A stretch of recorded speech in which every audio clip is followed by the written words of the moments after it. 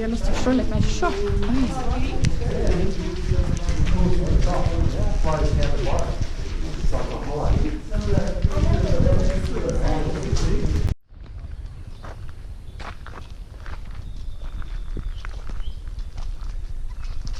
You're shining. Glowing. Glowing, yeah. Regnskog. Nei, det er et vanntårn. Skal vi inn og se på den? Nå skal mor på do. Hovedattraksjonen. Vulkan har, når det har sprutet masse lava ut av vulkan, og den er ferdig, så blir det et stort høl. Se her. Så stort høl. Wow. Skal vi se? Helt ned til der. Jo da, her kan du se her. Nede i vulkankratet. Ja. Her har det sprutet opp med lava.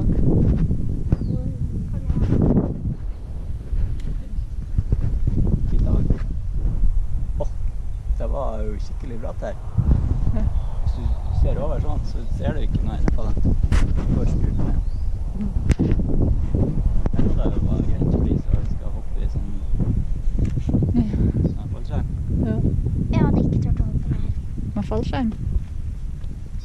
Jeg tør nesten ikke å stå her. Det kunne jeg gjort, men jeg har ikke orket å klatre opp igjen. Det er sånn som pappa.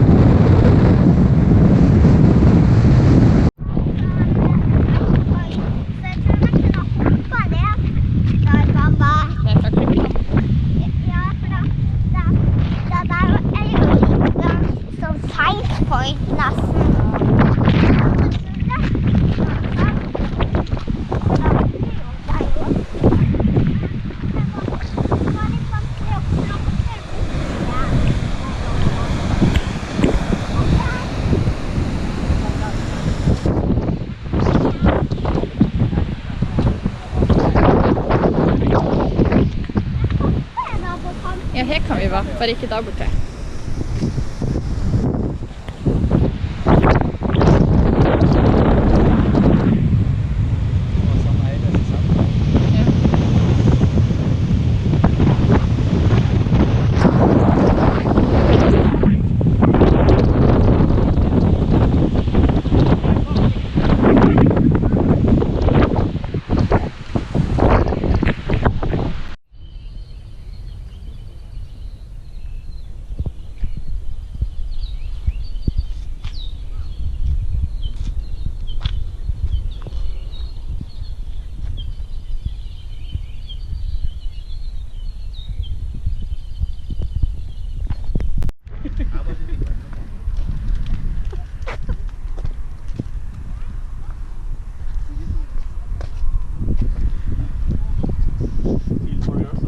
Varm damp.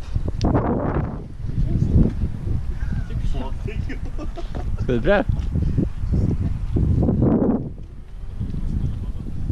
Hvordan føles det? Er det ikke godt? Varmt og godt?